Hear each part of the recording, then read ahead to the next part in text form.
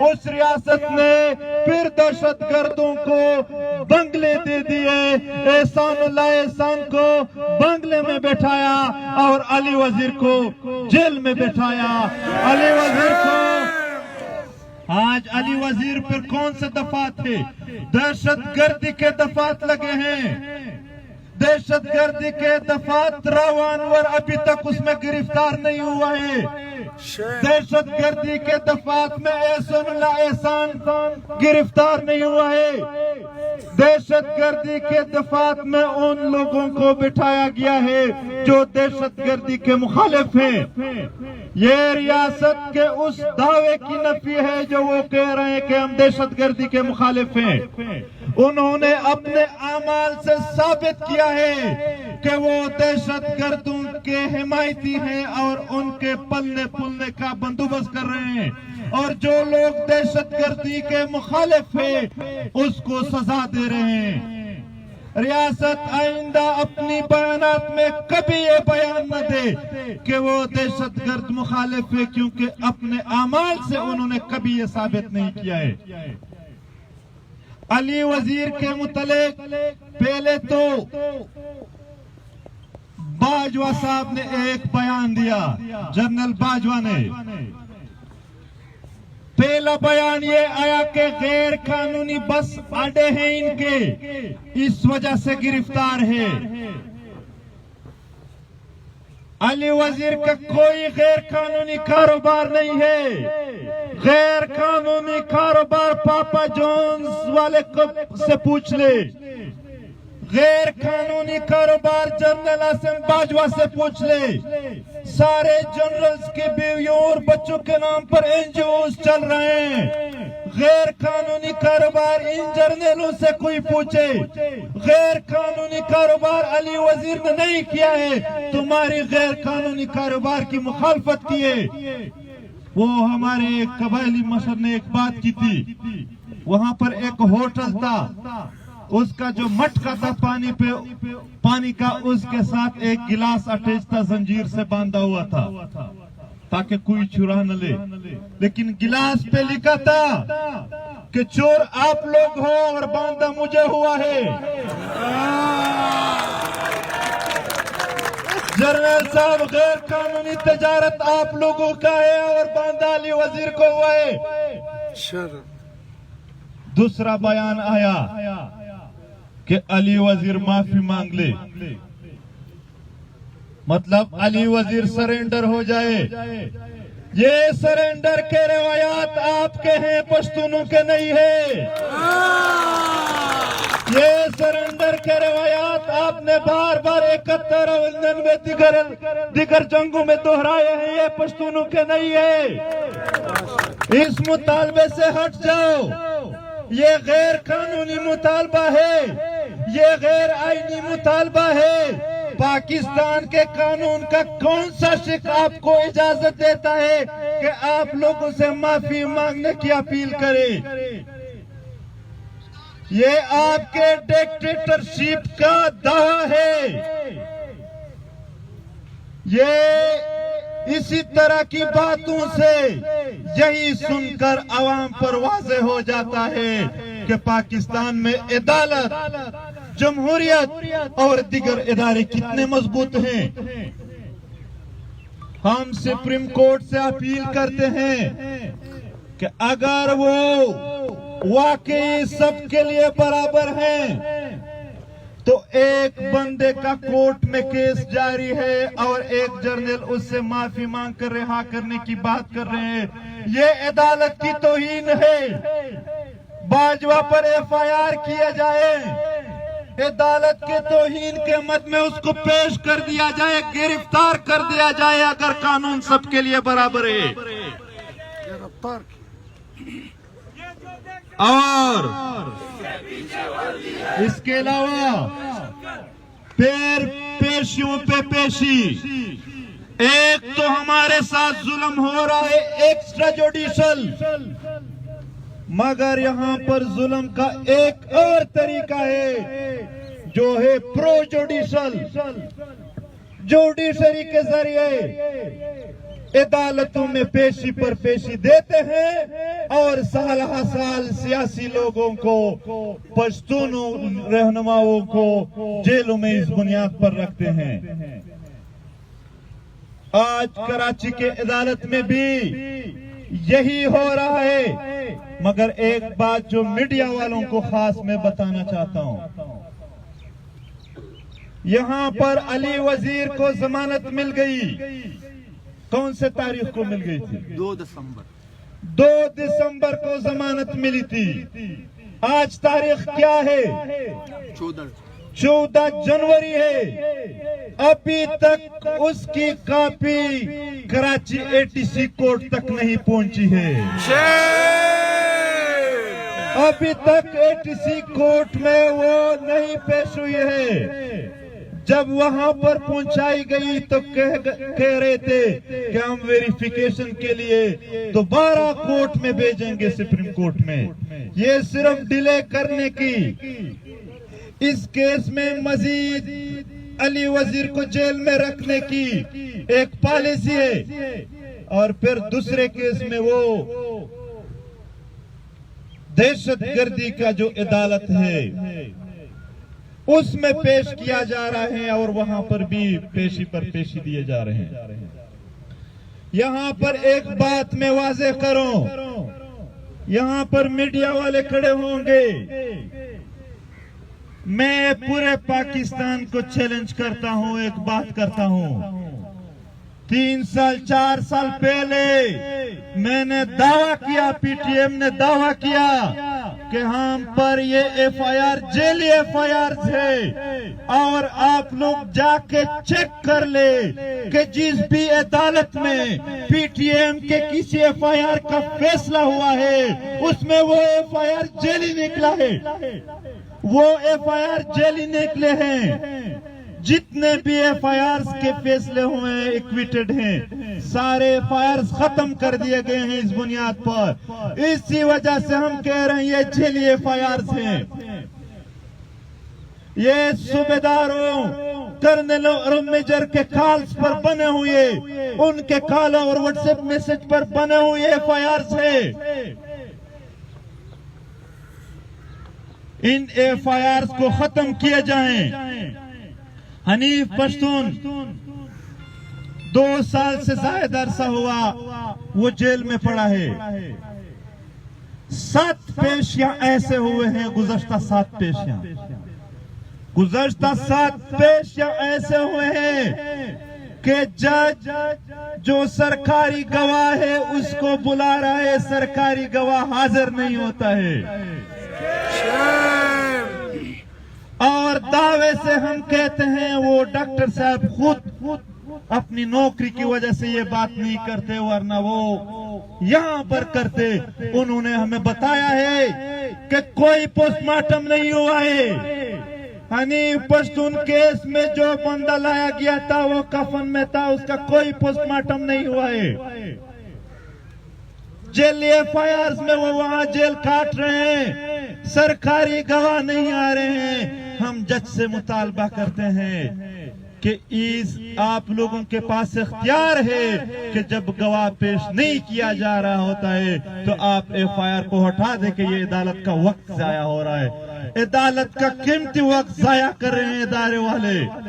فیصلہ کر دیجئے اور حنیف پشتون کو، فہیم وزیر کو انصاف دیجئے۔ اویس عبدال کو عدالت سے جب رہائی ملی اس کے بعد FIR میں دہشت گردی کے نئے دفعات ڈال کر دوبارہ گرفتار کر دیا گیا۔ میں جو بات کہہ رہا ہوں کہ پرو جوڈیشل ظلم ہو رہا ہے، ایک تو ایکسٹرا جوڈیشل ہو رہا ہے اور دوسرا پرو جوڈیشل ہو رہا ہے، اس کے ثبوت پیش کر رہا ہوں اپنے دوستوں کی مشکلات کی صورت میں۔ انگوراڈا جو ساؤتھ وزیرستان کے گیٹ ہے، کراسنگ ہے، وہاں پر ہمارے دوستوں کو گرفتار کیا گیا ہے۔ ان سب کے رہائی کے لیے آج ہم یہاں پر قومی اسمبلی ہے، یہاں پر سپریم کورٹ ہے، یہاں پر سینٹ ہے، یہاں پر باقی اداروں کے دفاتر ہیں. آج ہم اس کے سامنے بیٹھے ہیں اور مطالبہ کر رہے ہیں کہ مزید یہ ظلم جبر بند کرے. اب یہ ظلم جبر آپ کے لیے دو دھاری تلوار بن چکی ہے. جتنا اس سے ہم کو کاٹو گے اتنا عوام میں مزید غم و غصہ بڑھتا جائے گا، اور جب بھی عوام میں غم و غصہ بڑھتا جاتا ہے اس کا اختتام ایک ایسے انقلاب پر آ جاتا ہے جس میں ہمیشہ ظالم اور جابر لوگوں تباہ و برباد ہو گئے ہیں. ہمیں بتایا جاتا ہے، بلکہ دنیا میں ہر جگہ یہ بات کی جاتی ہے کہ ریاست ماں ہوتی ہے، مگر یہاں تو ریاست کی طرف سے ہمارے ساتھ ظلم اور جبر کیا جاتا ہے. تو اب دو باتیں ہیں، ایک نہیں ہے، یا تو ریاست ماں نہیں ہے یا ریاست پشتونوں کا نہیں ہے، یا پشتونوں کا یہ ریاست نہیں ہے یا ریاست ماں نہیں ہے. یہ دونوں صورتیں ایک ساتھ اس لیے نہیں چل سکتی ہے کہ ماں ظلم جبر نہیں کرتی. دوستو، اس کے علاوہ ادریس باچا سوات سے ہمارے دوست ہیں، صوبائی کوارڈینیٹر ہے پی ٹی ایم کے. مسلسل کبھی ایک ڈپارٹمنٹ کے ذریعے کبھی دوسرے ڈپارٹمنٹ کے ذریعے اس کو تنگ کیا جا رہا ہے، اس کے گھر پر چھاپے پڑ رہے ہیں، اس کو راستے میں روکا جا رہا ہے. جب بھی وہ پوچھتا ہے اس ادارے کے آفیسر سے کہ کیوں کر رہے ہو یہ ظلم جبر، وہ کہتے ہیں ہم مجبور ہیں. کس سے مجبور ہے؟ یہ آئی ایس آئی ایم آئی عام آفیسرز کو مجبور بنا دیتے ہیں، اس کو قتل کی دھمکیاں دیتے ہیں کہ اگر آپ لوگوں نے پی ٹی ایم کے خلاف، پی ٹی ایم کے دوستوں کے خلاف کارروائی نہیں کی تو پھر ہم آپ لوگوں کو ذلیل کریں گے. یہ عمل جاری ہے.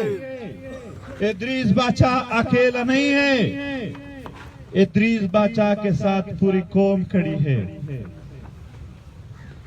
اور ابھی اس کو شیڈول 4 میں دہشت گردوں کو رکھا جاتا ہے، مگر پی ٹی ایم کے درجنوں دوستوں کو شیڈول 4 میں نام ڈال دیے گئے ہیں.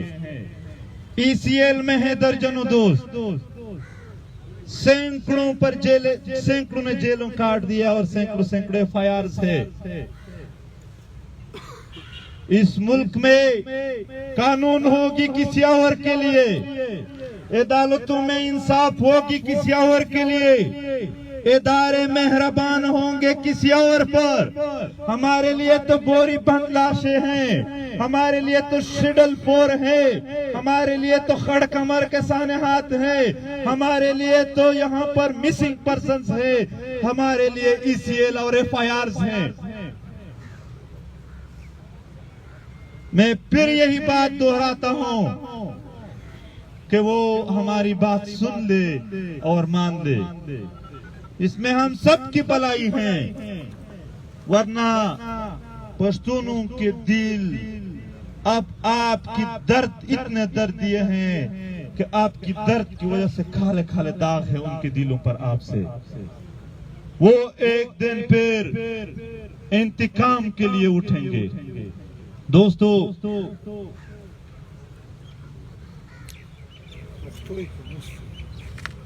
یہ سلسلہ احتجاجوں کا، جلسوں کا، جلوسوں کا، دھرنے کا، یہ صرف اپنے قیدی دوستوں کو یہ پیغام نہیں دینا ہے کہ آپ کے ساتھ قوم کڑی ہے. بالکل یہ پیغام ہے، مگر یہ ہمارے دشمن کے لیے بھی پیغام ہے کہ پشتونوں کا مینڈیٹ آپ کے ساتھ نہیں بلکہ ہمارے قید رہنماؤں کے لیے اور پشتونوں کے حقوق کی بات کرنے کے لیے لوگوں کے ساتھ ہے. ادریس خٹک، اس کو عام عدالت میں پیش بھی نہیں کیا گیا، اس کا نہ جج معلوم ہے نہ وکیل معلوم ہے، اور اپنی طرف سے انہوں نے 14 سال سزا دی۔ پی ٹی ایم مطالبہ کرتی ہے کہ آرمی عدالتیں غیر قانونی عدالتیں ہیں، غیر آئینی عدالتیں ہیں، یہ کبھی انصاف نہیں دے سکتے، اس کے انصاف کے تقاضے نہیں ہیں، پورے نہیں ہیں، اور اس کے حوالے سے پشاور ہائی کورٹ نے فیصلہ بھی دیا ہے کہ یہ غیر قانونی ہے۔ ملٹری عدالتوں کو ختم کر کے جتنے بھی یہاں پر مقدمات ہیں جس پر، وہ عدالتوں میں کر دیے جائیں، عام بندے کو یہ حق دیا جائے کہ وہ اپنی وکالت کرے اور ان پر لگائے گئے الزامات کے دفاع میں اپنی وکالت۔ اور علی وزیر کے جو وکیل تھے قادر خان ایڈوکیٹ، اس کے گھر پر چھاپا مارا اور پھر اس کے بیٹے پر الزام لگایا گیا کہ چرس ہے اس کے پاس۔ اگر تمہارے ہر تانے میں چرس کا کاروبار ثابت نہیں کر دیا تو پھر آپ بتائیں کہ بالکل تھے اس کے پاس۔ نشہ اور اشیاء کا کاروبار کون کرتا ہے اس سے سب واقف ہو گئے ہیں۔ یہاں پر شدت پسندوں کا، دہشت گردوں کو پالنے کے لیے ان کے لیے یہ نشہ اور اشیاء کا ایک کاروبار گزشتہ چند دہائیوں سے چل رہا ہے۔ یہ قادر خان جیسے باعزت لوگوں کا نہیں ہے، اور جتنے بھی مسائل ہیں یہاں پر میں نے نہ تو سارے دوستوں کا ذکر کیا نہ سارے مسائل کا۔ ہمارے پشتون وطن کو انہوں نے مسائلستان بنا دیا ہے، نہ تو ہمارے مدنیات پر ہمارا کوئی اختیار ہے، نہ سرزمین پر، نہ ہمارے کسی اور جو اللہ نے ہمیں دی ہیں۔ ریاست کے 4 اہم ذمہ داریاں ہوتے ہیں۔ پہلا یہ کہ وہ ایک علاقے کو امن دیں گے، دوسرا یہ کہ وہ تعلیم، پھر روزگار، صحت، یہ چاروں وہ سہولتیں ہیں جو ریاست کی سب سے پہلے ذمہ داری ہے۔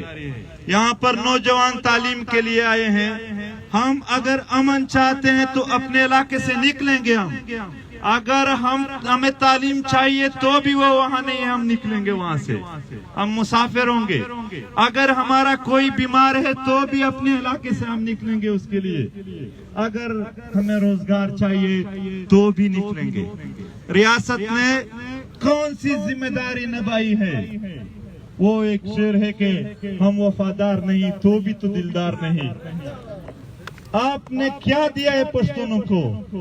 ہزاروں مسنگ پرسنز، ہزاروں ایکسٹرا جوڈیشل کلنگ، شہید، اس کے علاوہ درد، تکلیف، آنسو کیا دیے ہیں؟ ہم آج بھی کہتے ہیں کہ وہ نئے سرے سے اگر ریاست کو انصاف کے بنیاد پر چلانا چاہتے ہیں تو آئیں چلائے، اگر نہیں چلانا چاہتے ہیں تو ایک دعویٰ کرتے ہیں، اندازہ نہیں وہ کب ثابت ہو جائے گا، مگر آج ہاتھ اٹھاتے ہیں کہ وہ ثابت ضرور ہو جائے گا کہ اگر آپ انصاف نہیں کرتے ہیں، انصاف سے ملک کو نہیں چلاتے ہیں تو ایک دن یہ ملک نہیں چلے گا اور یہ ٹوٹ جائے گا۔ یہاں پر میرے ساتھ پاٹا اور بلوچستان کے اسٹوڈنٹ کے نمائندے کھڑے ہیں، وہ کافی عرصے سے یہاں پر HEC کے سامنے احتجاج کر رہے ہیں، 45 دن سے احتجاج کر رہے ہیں، مگر ان کے مطالبات نہیں مانے جا رہے ہیں۔ کوئی ایک ادارہ ایسا نہیں رہ گیا جہاں پر ہمارے لوگ چاہیں اور بآسانی اس کا مسئلہ حل ہو۔ جب ملک کے ادارے ہمارے فلاح و بہبود کے لیے کام نہیں کرتے ہیں تو پھر لوگ اس ملک اور اس ملک کے اداروں کو اون بھی نہیں کرتے ہیں۔ ان کے مسائل حل کیے جائیں۔ دوستو آخری بات کرتا ہوں، پی ٹی ایم نے اسلامک یونیورسٹی میں پشتون اسٹوڈنٹس کے ساتھ ہر وقت زیادتی ہو رہی ہے، ظلم ہو رہی ہے. ان کے حوالے سے یہاں اسٹوڈنٹس زیادہ آئے ہوئے ہیں، اس لیے ان کی بات کرنا بھی ہم پر فرض ہے کہ ہر جگہ ان کے ساتھ ہم کھڑے ہو. یہاں پر ہمارے نوجوان تعلیم کے لیے آتے ہیں اور آپ لوگ کبھی اسٹیٹ ایکٹرز اور کبھی نان اسٹیٹ ایکٹرز کے ذریعے ان پر تشدد کرتے ہیں. یہ ہم پشتونوں کو کبھی منظور نہیں ہے، یہ ہم پشتون کبھی تسلیم نہیں کرتے ہیں اور اس کی بھرپور مخالفت کرتے ہیں. دوستو، پی ٹی ایم نے تنظیم بنایا. تنظیم کے بعد ایک منظم انداز سے اپنے قیدیوں کے لیے اور اپنے ان مطالبات کے لیے جو 4 سال پہلے اپنے قوم کے ساتھ وعدے کیے تھے، اس کے لیے بلترتیب آگے جا رہی ہے. ہاں، البتہ بعض مراحل ایسے ہوتے ہیں جس کے لیے تیاری مضبوط کرنی پڑتی ہے.